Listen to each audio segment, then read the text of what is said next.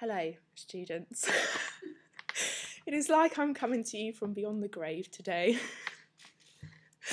Our objectives today are going to be this. We are going to look at the contents of both the historical and current context of abortion. We're going to look at arguments supporting and challenging the use of abortion. Okay, so one of the first things that you need to remember is what we looked at GCSE in terms of medical ethics. One of the major things we looked at was this concept of sanctity of life. Okay, if you can have a look at this diagram on the screen, this gives you a breakdown as to the sanctity of life argument. So you've got God is the creator of life, people are made in imago Dei, which is in the image of God. Taking life is intrinsically evil. If you remember what the word intrinsically means, it's inside, always wrong. Unborn life is to be protected. Okay, strengths of sanctity of life argument then are this: that it values all human life equally, regardless of status or gender. So regardless of how rich you are, whether you're male or female, your age, everything is the same value. It states clearly that killing is wrong and respects an individual's future. It gives everybody equal dignity, and it avoids too much group pressure and power. For example, the issues around disability and disability of a fetus. Weaknesses of sanctity of life argument are this then. You've got Charles Darwin, who challenged the biblical view that humans were made in the image of God, imago Dei. He did that by proving that we were in fact evolved from other life forms with his theory of natural selection. Kant, who we haven't yet covered, Kant saw no reason to link vital signs to value in life, but did link possession of reason to value in life. Peter Singer argues that to treat human life as having a special priority over animal life is speciesism. So you're arguing that one species is more important than another. We ought to value all life, not just human fetuses, and sanctity of life cannot cope with conflict of duty. So if there was an argument as to the mother's life being at risk, whose life would be more sacred, that of the mother or that of the fetus? Similarly, with GCSE, another important concept was this concept of quality of life, and that goes exactly the same now for AS. So with quality of life, some think that those that hold a sanctity of life position only make it work by including quality of life arguments. The quality of life is the human life not being valuable in itself. It's not intrinsically valuable, and it depends upon what things you can do in your life that would give it value. However, when considering the fetus, there is always a question of who benefits and whose quality of life you're looking at.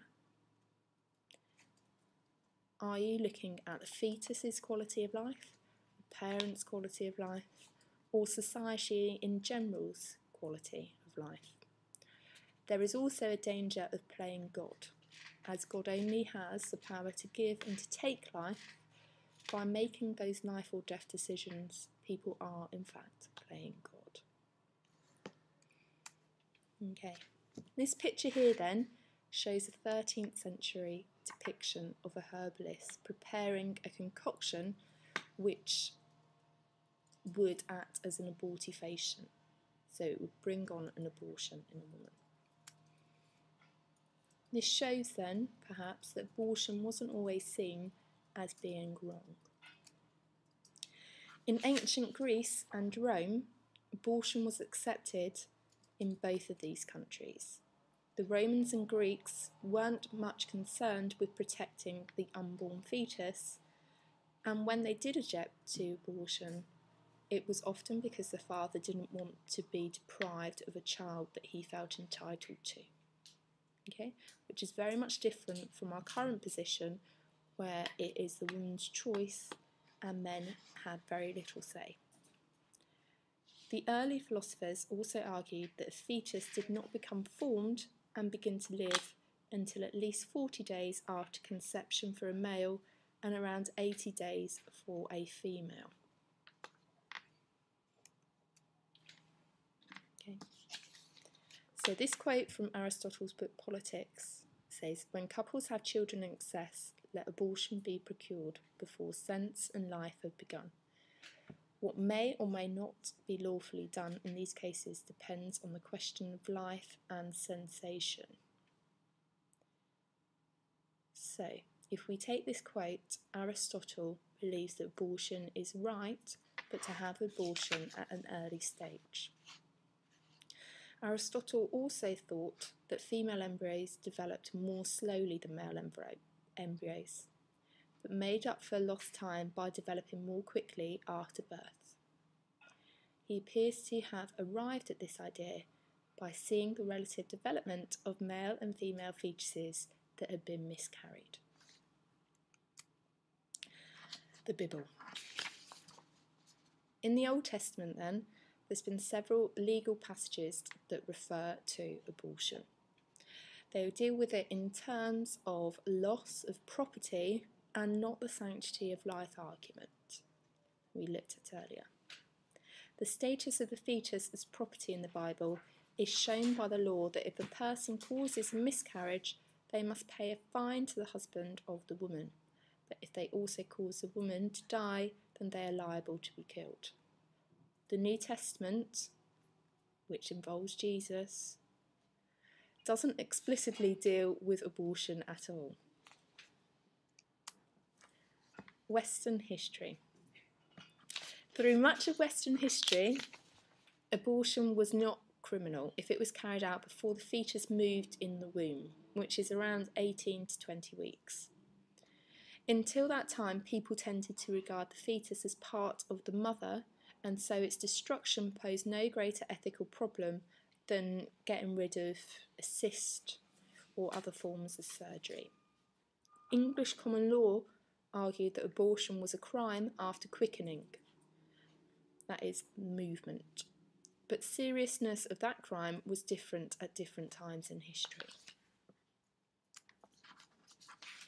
English law.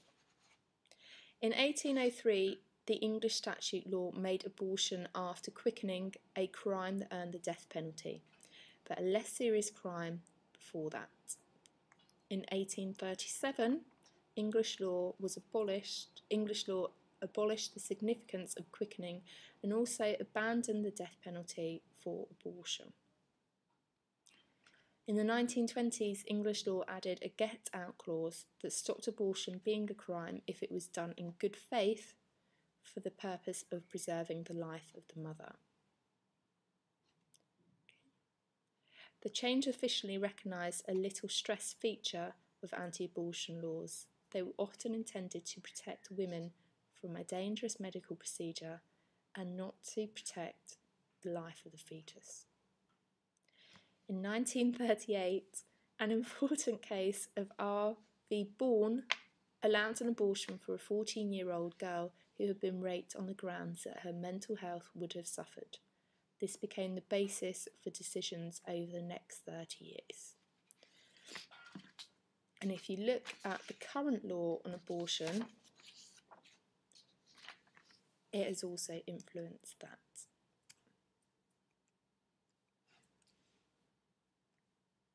The Abortion Act of 1967 was touched upon in GCSE, and if we can just revise our knowledge of that now, it revolutionised the situation in England by allowing doctors to perform an abortion up to the 28th week, where two doctors agreed that the mother's life is at risk or the continuation of the pregnancy could risk mother's mental or physical well-being, or risk to other children, or the baby will be born with severe physical or mental abnormalities.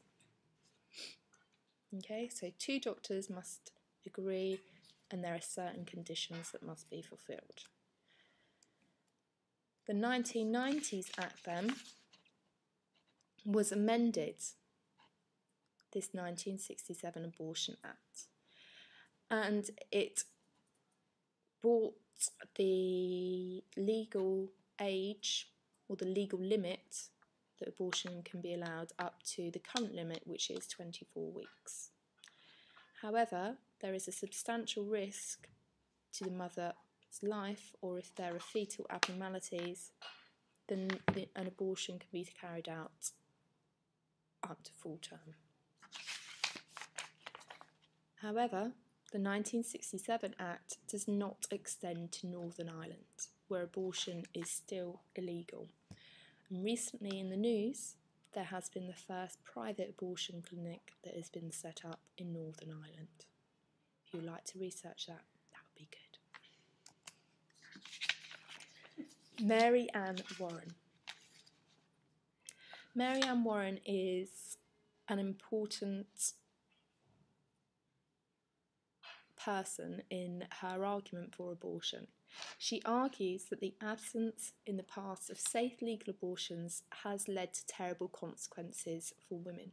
So you've got people seeking backstreet abortions, people going to people that weren't qualified to carry out abortions and putting their life in danger. The World Health Organization say approximately 200,000 women die every year through unsafe abortions.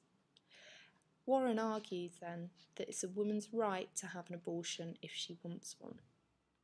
Without such a right, women have a limited possibility of education, employment, and no reproductive autonomy, so they don't have choice over their reproduction and when they have children or not.